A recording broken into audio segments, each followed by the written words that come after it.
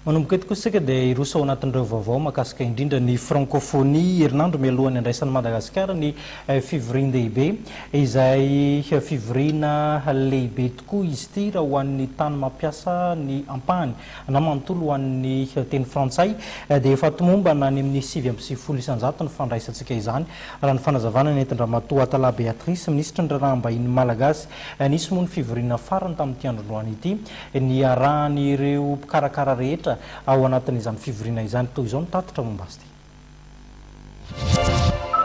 Herinandro mialohan'ny andraisan'ny Madagasikara fivoriam-beny firenena amin'ny teny frantsay dia nilaza ministra ny raharaham-bahiny Ramatoa Beatrice Atala fa efa vonona hatramin'ny 7.9 isanjato sika amin'izao fotoana zao.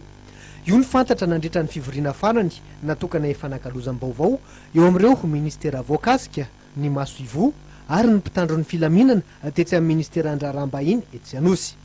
Dia hitantsika angamatra miara-miaina izay fanomanana ny fandraisantsika ny some zay tsika herinandro milatsaka tokoa sisa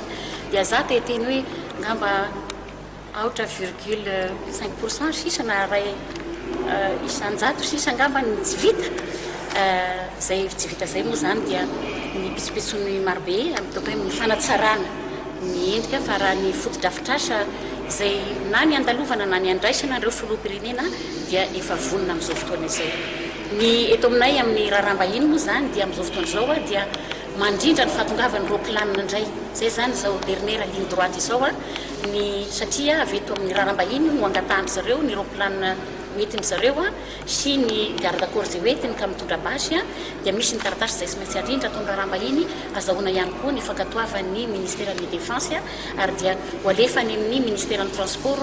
dia ny ministère ny transport indray zany no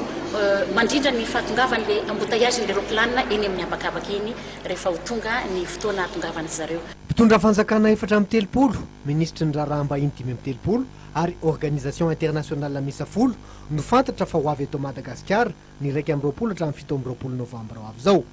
Ahitana olona 5 avy kosa ny délégation tsirairay. Fantatra nefa fa efa feno amin'izao fotoana izao ireo trano fandraisam-bahiny.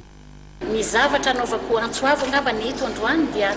ny ireo zay manana trano ahofa meublé dia tsara mba ho fantatry ny aty amin'ny ministère satria marobe ny mangataka ho tonga amin'izao fotoana izao kanefa noho zay resaka hôtely feno izay dia miankavin'izy ireo zay tsy ho tonga satria tsy misy trano intsony andraisana azy ka na ny firenena zay tsy membre ny francophonie azy dia mangataka ho tonga ohatra ny Éthiopie zao dia mangataka amintsika ho tonga eto ka okare zay manana trano eny manodidina ny vato na manodidina rehetra na aty amin'ny ville aty mba ilaza aty amin'ny ministère ny raharaham-bahiny. Firenena 770 amin'ireo 20 nasaina kosa amin'izao fotoana izao no efa namaly ny antso araka ny nambaran'ny ministère raharaham-bahiny. Efa manomboka tonga tsikelikely kosa ireo délégation vahiny ka nametraka permanence protocole misy 10 amin'izao fotoana izao ny ministère eny Ivato andray azy ireo.